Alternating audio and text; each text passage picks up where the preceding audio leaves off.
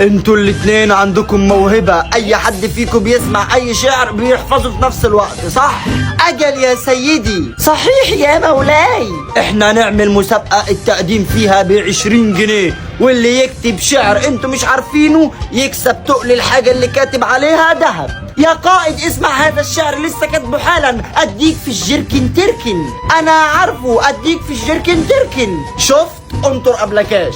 سيدي اسمع هذا الشعر. من جاناني ضمه، من جاناني ضمه، ومن راح عند امه. شفت؟ انطر قبلكاش برضو. سيدي الشعر اللي انا كاتبه دوت محدش ابدا يعرفه. اللي باعنا خسر دلعنا، وهنديله دراعنا. عارفه؟ وبعدين بقى هو كل ما حد يجيله يضيع مجهوده. يلا يا رجاله نروح نشتكي للمتنبئ.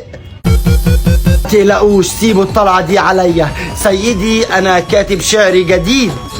تمام جاهزين؟ يلا سمعنا. صوت سفير البلبل هيج قلبي الثمل، الماء والزهر مع زهر اللحظ الموقل. وانت يا سيدي وسيد لي ومولى لي، فكم تيملي غزير عقيقلي. خطفته من لسن ورد الخاجلي، فولولت ولي يا ويللي. فقلت لا تولولي وبين اللؤلؤ لي. قالت حين كذا فاذهب واتي بالنوقل، وفدية سقون لي قهوة كالعسلال.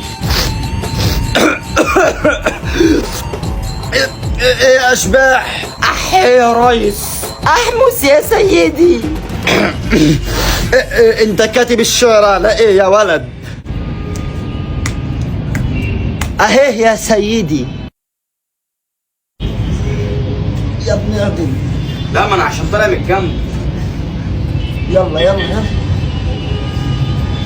يا محمد ما ترفعش، ريح. ما انا عشان يا عم نايم. ماشي.